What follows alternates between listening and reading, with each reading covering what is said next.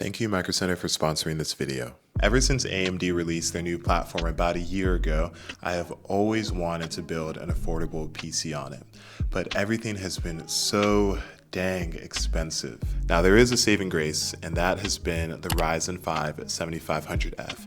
It's one of the newest budget processors that AMD has put on AM5, and they silently, which they tend to do often with their best offerings, released it over the summer. With this new processor and with motherboard, RAM, and video card prices dropping, it seems like the perfect storm to finally make this modern yet affordable PC build happen. My goal is simple: build an affordable, brand new PC for high refresh rate gaming. 500 FPS I think is totally doable in some games, but I think 1000 FPS would be an awesome stretch goal. To start my journey, I flew out to Micro Center's Indianapolis store grand opening to choose out all of my parts and to take advantage of the awesome in-store deals. And there was a ton. What the heck? Alright, I'll take two. This is kind of insane. They have prices here better than like anywhere else I've been because of they have so many grand opening deals. It's crazy. These deals ended up making this PC way faster than I originally planned while still staying around $700. So if you have a Micro Center near you, use it. Right now, new customers get $25 off all processors. And if you submit your computer build to their build showcase and it gets approved, then you get a $25 coupon for your next in-store purchase. Or if you need help with part recommendations, you can literally talk to Micro Center's sales associates in-store and they can help you. Or if you want someone else to build it for you, you can use Micro Center's PC Builder and then have an expert technician build it the same day. Eventually, I did have to leave paradise and come back to reality, but I came home with all of the parts to hopefully make this 1000 FPS PC real. So we're back from Micro Center and we have a really fun spread. Let's talk about it. The CPU that we have is the Ryzen 5 7600 for $210. And I really wanted the 7500F, but unfortunately Micro Center did not have it in stock. But the 7600 for $210 was a great deal. It's only about 6% faster than its older brother, so you would get comparable performance with this one. Gigabyte graciously sent over their A620M Gaming X motherboard, and it retails for $100. Now, I did not want to go with the cheapest option on AM5, even though there are some available, because I wanted a board that could support an 8-core or 12-core processor comfortably in the future. And this one does just that. As for RAM, I chose a 32 gig kit of DDR5 for $45. Micro Center had a really good in-store grand opening deal, and I just couldn't say no to the price. There won't be a noticeable difference between 16 gigs and 32 gigs, so you'll still be fine with 16. Our storage is a 1TB SSD for $30, and similar to the kit of RAM, Micro Center had a really good grand opening in-store deal for this. Usually you will find 512 gig SSDs for around this price. Our power supply is a 500 watt model from PowerSpec for $45. It's a great starting point, nothing flashy, but it gives us a little bit of breathing room for a video card upgrade in the future. And speaking of video cards, I bet you're wondering which one we're going to use to hit 1000 FPS. And it is the Radeon 6650 XT 8 gig, and we got it for $230. Now there were other options like the RX 7600 or the 6600 XT, but this was the best deal at the time. And lastly, our case is the Montech Air 903 Max. And it's Montech's new case. It comes with a ton of ventilation. I mean, it has 4 fans pre-installed, and it supports large graphics cards, like up to a 4090, if we choose to upgrade to that in the future. Montech sent it over, but the cool thing is that you can actually buy it at Micro Center. It's $75 there, but if you get the non-max model, you can save a few dollars. Buy that for $65. And then we just have a ton of goodies to kind of spice up the setup. Like, I got a few fans. These were only $2 a pop at Micro Center, the Arctic P12s. And then I also got some colored cables so we can make this build look a little bit more visually interesting. And then also some thermal paste. I think this was $1 or $2. It's like Cryonaut's really good paste, and it's going to be better than the stock one. These aren't necessary, but if you want to add a little bit more personality and flavor, go for it. Now the total here is about $735 if I don't include the extra goodies, but this will go as low as $695 if you go to a 7500F, and then depending on your case and your RAM. Cool. Let me go grab my candle, put on some really cool tunes, and let's calmly build this computer. Yeah, let's do it.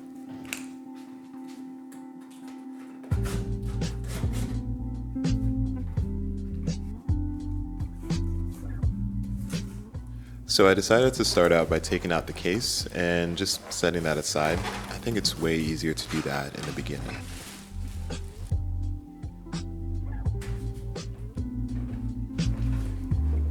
Awesome. So now we're going to get our motherboard out, and from the box itself, we just need the motherboard, the I/O shield, and the manual.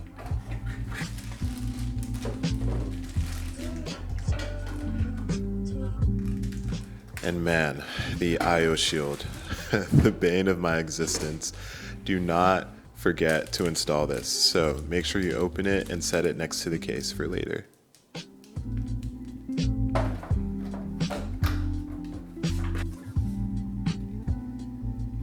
Now the manual itself isn't completely necessary, but it's just handy to have, so you can set it aside.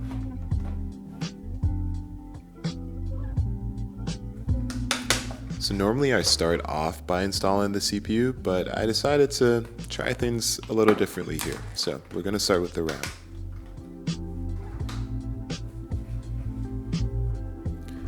So to install the RAM, we're going to pull back the clips on the RAM slots themselves.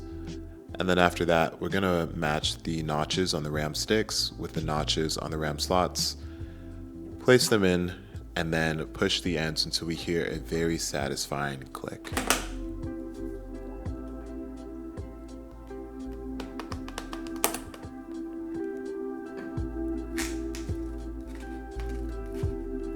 Oh my gosh, the M.2 SSDs, love these things because you don't need any cables to install them.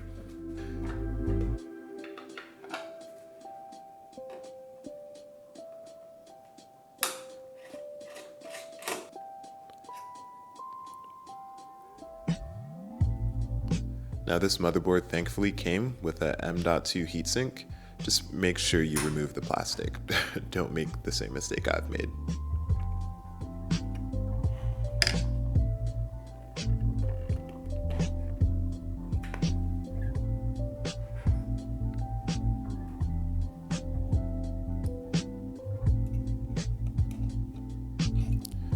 The heatsink also has a screw pre-installed that doesn't fully come off, which is insanely helpful because I've lost so many of these in the past.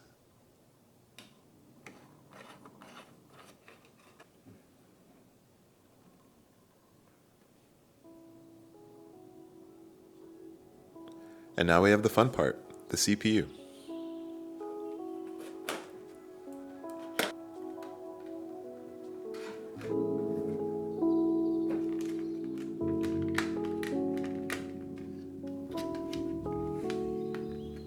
So these new AM5 CPUs don't have any pins on them themselves. All the pins are on the motherboard, so you don't have to be quite as careful.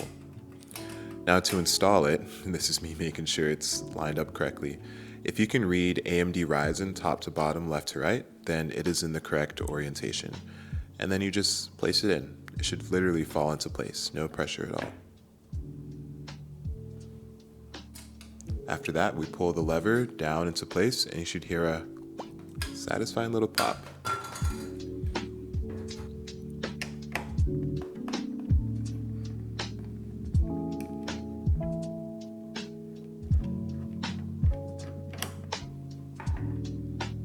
So now we're going to install the stock cooler, and there's pre-applied thermal paste which will work fine, but because we spent our whopping $1 on our cryonaut paste, we're going to use that instead. So I have a paper towel and some rubbing alcohol, and we're just going to rub off the pre-applied thermal paste.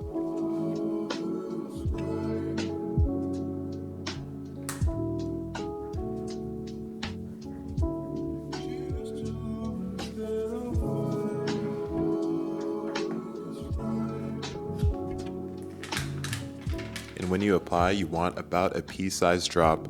I got a little trigger happy, but it'll still be effective.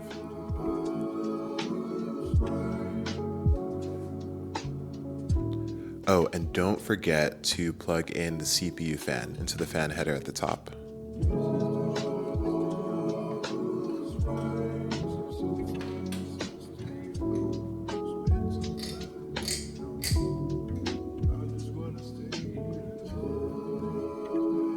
And now it's time to prep the case, which admittedly is my least favorite part of all of this, but it's just a necessary evil.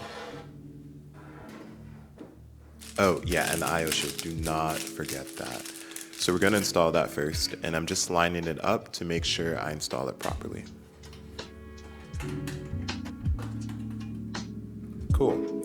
So now we're going to install our power supply and route some cables. And I definitely prefer routing my cables before installing the motherboard. It's just so much easier. And here I'm just doing a little cleanup, putting all my trash in the power supply box to make sure that my area is clean.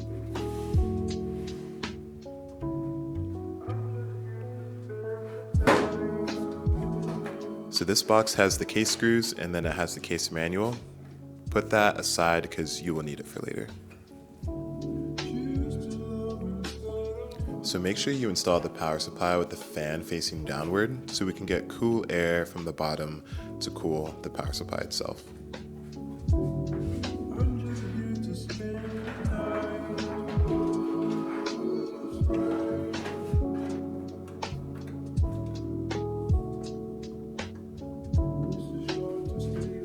And now I'm making sure that my motherboard lines up correctly, and then I'm mentally taking note of the standoffs and the grommets so I know exactly where to route my cables. This will help a ton, so I recommend doing this for sure.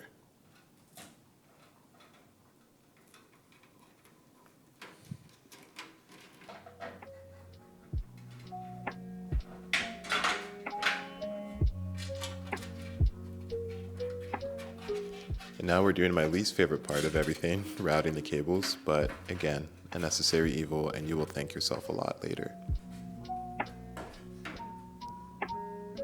So with the cables all routed, I'm just making sure I'm not missing any standoffs. If I am, I install those, and then after that, I screw in the motherboard.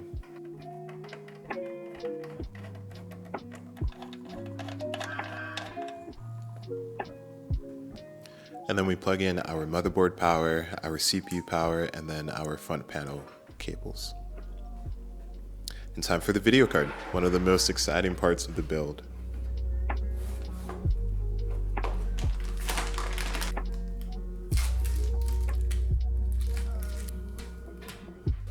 Before installing the video card, make sure you remove the protective metal I/O slots on the case.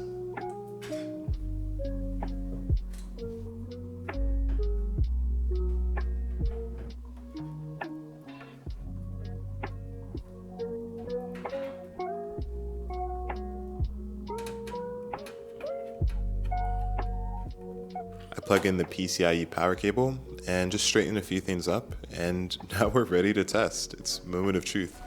Let's see if everything works.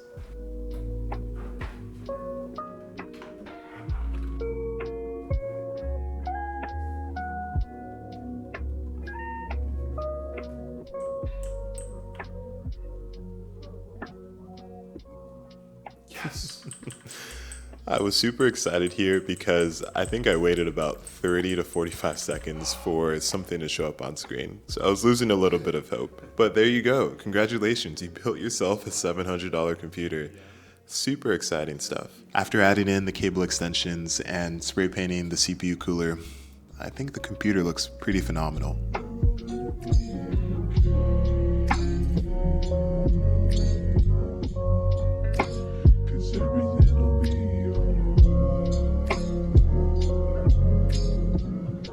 Right after building it, I went into my BIOS, enabled the extreme memory profile, and I started testing. But I noticed something really weird. The CPU was insanely hot. It was like 95 degrees Celsius.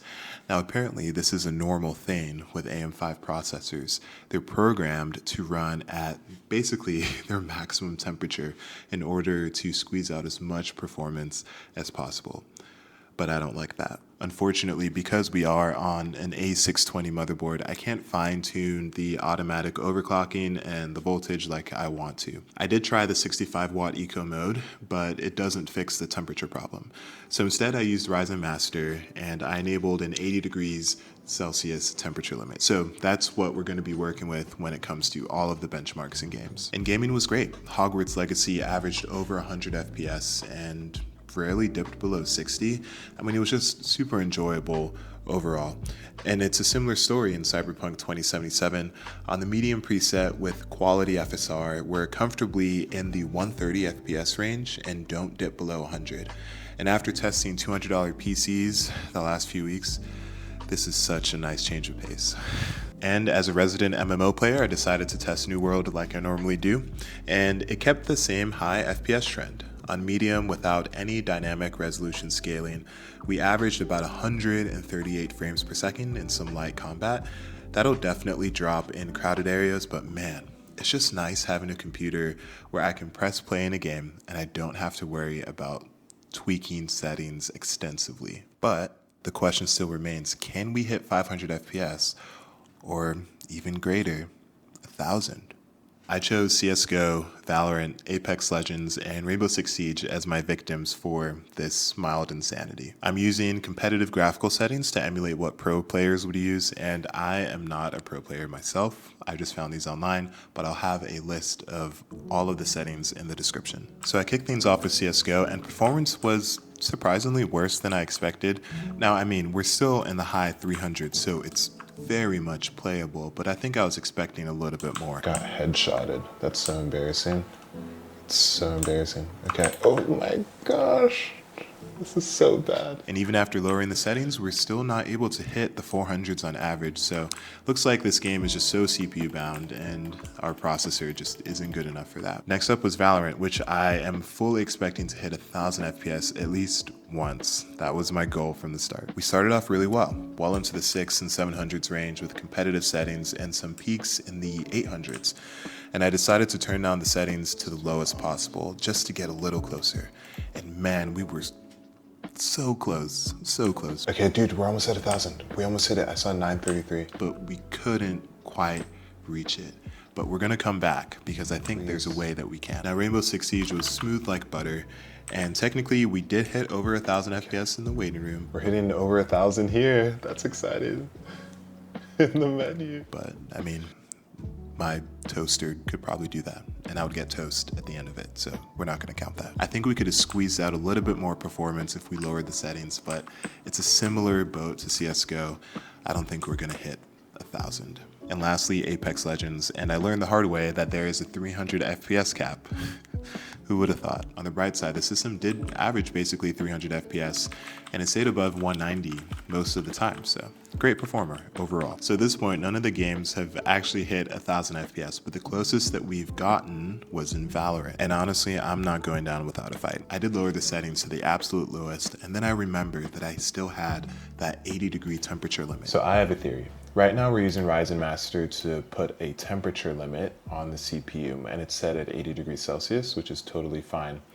But I wonder what would happen if we didn't do that, right? Let's try Valorant one more time. I wonder if we can actually hit 1,000 with this off. Let's see. Yeah, no, it didn't work at all. I think performance was actually a little bit worse. And of course, this is dependent on the map and everything. But yeah, 1,000 FPS just isn't in the cards. So unfortunately, we couldn't hit 1,000 FPS on this computer, but I can't say that it wasn't because we didn't try. It's still a really good performer. Like, we were able to average over 500 in one of the games, and 240 FPS and above is totally doable. So you can get high refresh gaming on a tighter budget. So I'm very happy with this computer. I think if I were to change one thing, I would probably spend another maybe $20 and get a B650 board, because then we can actually fine tune and tweak some of the precision boost and automatic overclocking settings. And that can be a real treat. But beyond that, it is a killer computer. I like the look, I like the performance, and I hope that this is a good recommendation for you. And a big thank you to Micro Center for making this computer happen.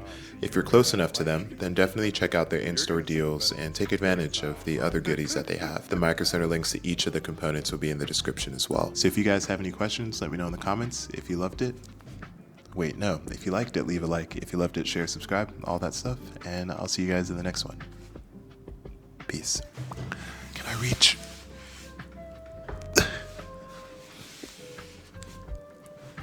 Wow. I failed, but we'll edit that.